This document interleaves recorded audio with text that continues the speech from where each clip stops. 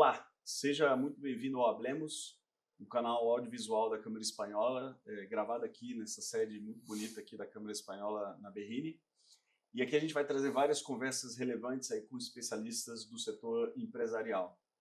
Eu sou Sergio Souza, membro da junta diretiva da Câmara e CEO da SegurPro, que é uma das sócias protetoras da Câmara Espanhola. E é um prazer aí conduzir esse episódio que é bastante especial.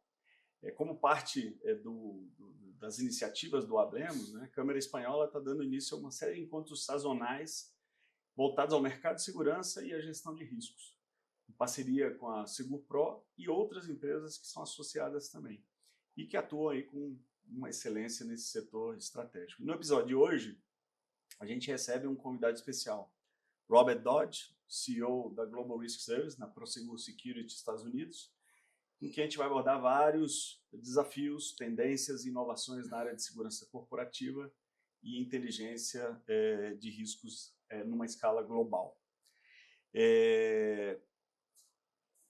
Falando um pouquinho de Robert, e agora vou pedir a permissão de todos, vou mudar para o inglês.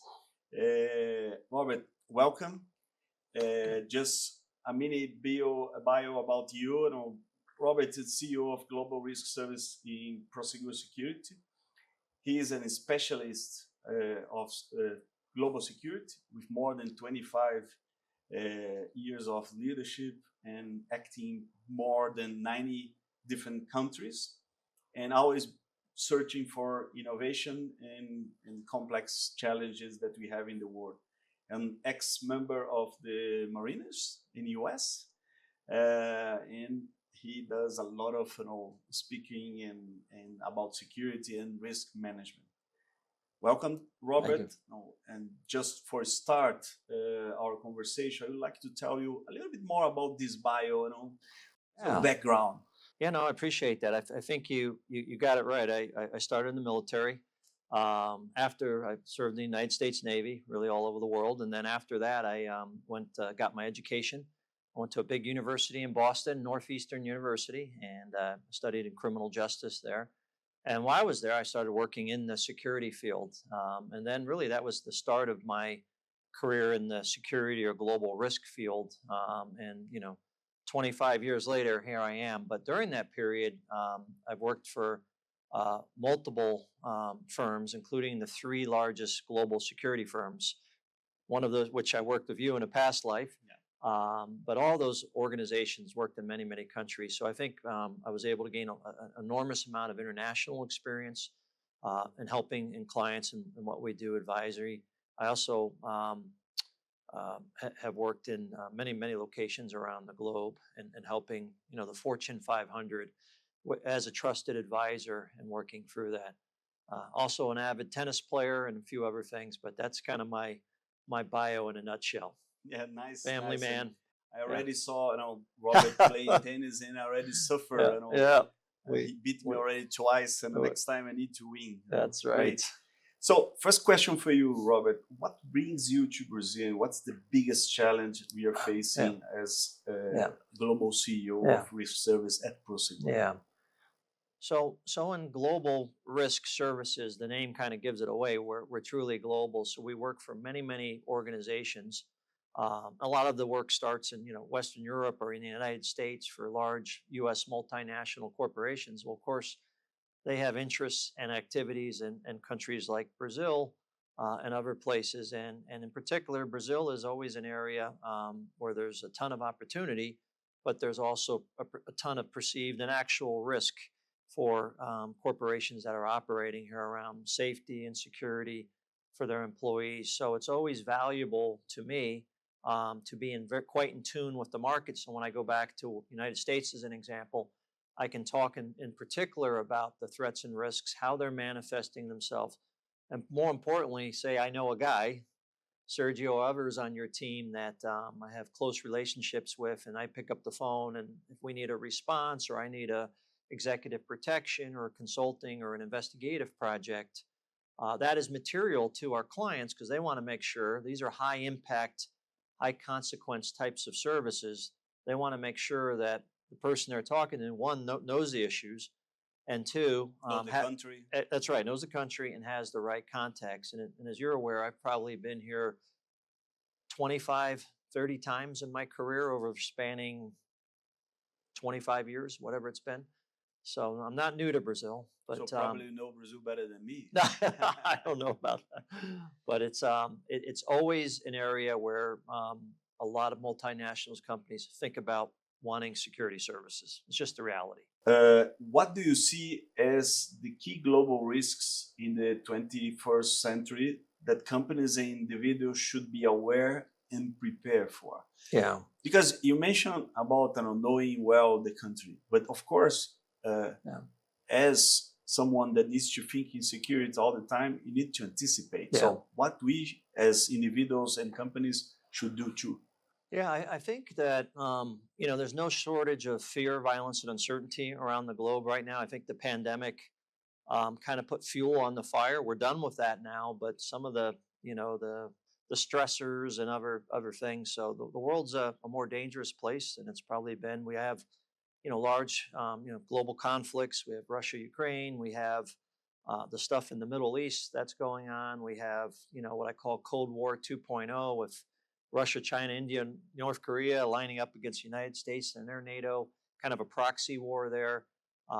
And we have this trade war, which, economic nationalism going on, other things that will complicate things across borders, and things that we're trying to do to secure our folks around the globe. And then certainly the other one that is really, really scary is these natural disasters or climate-related issues, right, that are popping up all over the world like that. And how do you respond, right? How do you can't really prevent it. It's more about how do you detect and then respond to it as quickly as possible. So those are some of the themes that are really, really important. And then the last one I would say is the whole concept of insider risk, and that whole thing around corporate espionage. The ability to take information, is kind of the lifeblood of most organizations. Confidential, sensitive, classified information, and there's a lot of bad actors out there that are actively trying to get that. So it's really a lot more of these more white collar, long-term frauds and espionage things that keep a lot of our top clients up at night. The physical security stuff, that's there, it's going to continue to be there, but these other issues are really, really prevalent. And how do you protect your organizations, especially when you have people traveling into potentially hostile environments for information loss?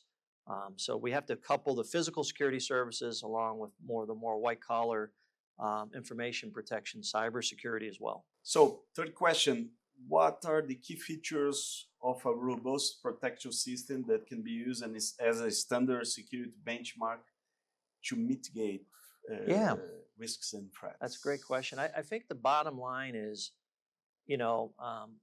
companies only have, so much budget. They have their own economic and political realities. It's important that, we don't just go like this and say, well, they need cameras here, security officers here, alarms. You have to take what I call a risk-based approach, right? Which is looking at an all-hazard spectrum of potential threats to that organization, and then prioritizing, ranking the recommendations to help mitigate. Who or what are you protecting? Who or what are you protecting it from, and how do you mitigate it? The only way you do that is through a consulting or an advisory thing, what we call a risk assessment. If you don't know how to answer these questions, you're in trouble. Yeah. You got to be able to identify the likely threats and risks, look at where the vulnerabilities are, right? Where are the gaps in the current security around deterrence, detection, delay, and response? And then lastly, what does the impact look like? If the threat hits the vulnerability, what's the consequence of the impact? And that's how you start to risk rank and say, this is my top priority. These other things might be able to wait, but here's where I need to put my spend on or allocate my resources. Because nobody has, as you know, infinite or unlimited resources. So we've got to make sure that we're giving, real and competent advice. And we're doing a lot more listening than talking when we're talking about our clients' security challenges. I think for our security specialists that probably are interested in seeing your answer, I think you gave 3 tips very interesting. If I got right, what are you protecting? From whom are you protecting? Yeah. And what is the impact of not protect? Yeah. I think these three questions they always need to do. Absolutely. And that whole idea of taking that all hazard approaches, right? Because it's not always, uses Osama bin Laden coming, he's gone, but coming to a town near you, sometimes it could be the litigator or the regulator, right? So it's not always the bad guy, but there's other risks to business, right? And we need to understand operational risks, risks to their continuity of operations. And that's really what we want to be a risk advisor, not necessarily a security advisor. And I think that's the language of business, the board, risk. And so we want to speak the same language and think the same way. So we're adding value to the business and enabling the business for future success. But the only way I know how to do that is to really do a risk-based approach, and help them maybe on things like, what is the return on investment of recommendations we have? What is perhaps their total cost of ownership of their security program? So this is why organizations outsource these types of things, is for that help, that structure. And sometimes when they're internal, it's tough to see the forest from the trees. We're coming in neutral, unbiased, and that's where I think the value is. But we're also seeing many risks and threats for all kinds of companies. So we can bring value by bringing shared experiences to those organizations.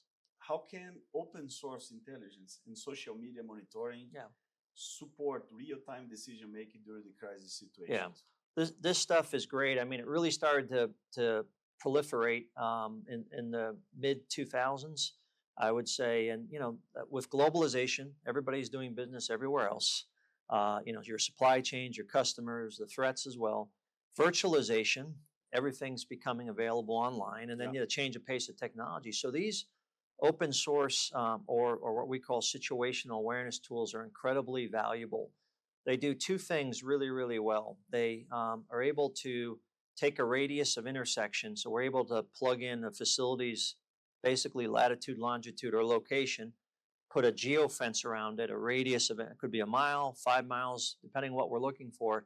And then we have the ability to detect any type of alerts or things that are in that radius, bombing, protests, anything that's hitting the virtual world, right? All the social media stuff, all the stuff online, by using keywords. So very powerful detection for the internet world, right? The deep dark web, all that stuff. And then the second part of it, it's able to filter and then just send you what you need to know, So if you don't want to know anything about Rio de Janeiro, but you're very interested in, São Paulo, that's all you're going to get. And if you just want to know about terrorism incidents or major crime, that's all you're going to get. Because what you don't want is you want to get inundated by these electronic sources, and then all of a sudden you're not paying attention when it comes in. You have the right parameters to define exactly what is the risk you're assessing on the front end. So we have analysts, as you know, around the globe. They'll set up these tool sets, and then we add the human element, right? Sometimes it's not always clear what the electronic data source is saying. Is it San Jose, California, or San Jose, Costa Rica? Because there's structured data and there's unstructured data out there in the World Wide Web. The structured data flows through automatically. If it makes the parameters or criteria you've asked for around your headquarters in São Paulo, you only get alerts around it. But the unstructured data is some smaller news sources, other sources online that aren't pre-formatted with the right information to have it flow electronically. So that's where an analyst can come in, because it picks up a keyword and say, hey, what does this mean for Sergio and his headquarters here? Yeah. And do I need to manually send that alert to him? So if I want to watch street cameras in Frankfurt, Germany, I can pull those down. If I want to count the boats going through the Taiwanese Strait, I can do that. With the right people driving the right tools in this space, and we certainly use them to our advantage. Almost everything we do now, physical security operations, cross-border people, agents in cars, are supported by intelligence operations. Investigations of people that are threatening an executive. We're looking at their social media presence. Are they talking about, end-of-life activity or more threats, or are they moving on? So we monitor all that, and then you combine it with the people on the ground, and that's the winning formula. Good. Yeah. What is the role of Risk Operations Center in coordinating incident response and supporting business continuity? It's great. Another great question. It's it's a huge role, right? We have 14 of them. Yes. You have one of the biggest and best ones I've ever seen in Brazil. It's phenomenal. We have one in the U.S. We have, in Asia. We have them throughout Latin America, Europe. Just launched one in Argentina. Argentina, yeah. These are great. This is 21st century risk management. So what I just talked about, there's people in these centers that are leveraging their tools. We're doing remote video monitoring, as you can tell, but basically we're able to pick up indications and warnings of potential threats and risks to our clients, people and organizations and assets around the world. And in a crisis, that becomes invaluable, right? So we're trying to get the early detection, which leads to the right response. And so the command center, operations centers are involved in all of that. So during the incident, we're monitoring, we're communicating, we're acting as a crisis management center for many of our clients, for our own internal operations as well, right? We're coordinating and communicating command and control with people on the field. We're pushing out valuable information to those who need to know when they need. We're doing emergency notifications, phone via mass notification systems where we press a button and it's going out to all the client's personnel. And then we're also continuing to manage that. If it's a natural disaster, what else is there aftershock to the earthquake? And then we're pushing that back out to keep people aware. The nice thing is these centers are staffed 24/7 by professionals, right? Me and you, at the end of the day, we're at dinner or we're going to sleep, right? We might not be awake when, not everything happens when the sun's shining, but these command centers, that's their role. I mean, they're focused in front of the technology, in front of the computer. They're there to solve our clients' problems and support them in their time of need. And you need them. And then the other thing I would say is all the ones that I've seen in our organization, we have lots of people in each one. So there's redundancy. So if one person's out sick, we got 15 others sitting in there doing the job. Or if we need to pull from one to the other and share communication. And then there's also a lot of pretty cool collaboration that, is really going on within Prosegur. Our command center in the United States is actively talking to yours in Brazil. We're working with Mexico, and we're combining those capabilities where you may have some more strengths down here, or a better, obviously, local focus, but we may have some great intelligence strengths up there. So it's all about sharing. Sharing is caring, and working together. And for me, one thing is clear, listening to you, is also is a learning process where any incident puts you more information. You grab that, you share with other countries, and then you learn in a preventive way how to work better in new incidents. Yeah. That's what it's all about. We want to take away borders and languages for our customers. We don't want account managers. We want a consular service, an advisory. They want us to know that whether they're headquartered in São Paulo and they have interests around the world, or they're in Miami or New York or wherever, we want to take that away from them and get them in front of the right people when they need, and just be that consular person who's saying, hey, here's what we recommend. Here's what we do. And again, taking away time zones and borders and language for them. So they have, I use this saying, one mug to hug, not one throat to choke, but one mug to hug, and we might make 5 phone calls, but they make 1. And then we're solving their issues around the globe in a transparent and efficient manner for them. Great. Robert, thank you very much. It was a pleasure to talk again with you. Of course. You share your great experience you have. Yeah. And I'll turn over to Portuguese and agradecer aí a todos que estão nos vendo. E isso é apenas um começo aí de uma série de eventos que a gente vai fazer semelhantes a esse, falando de segurança, falando de gestão de riscos, e sempre aí com o apoio da Câmara Espanhola e a SegurPro participando. Então fique atento aí aos próximos episódios e a gente segue aí com outros conteúdos de qualidade. Obrigado.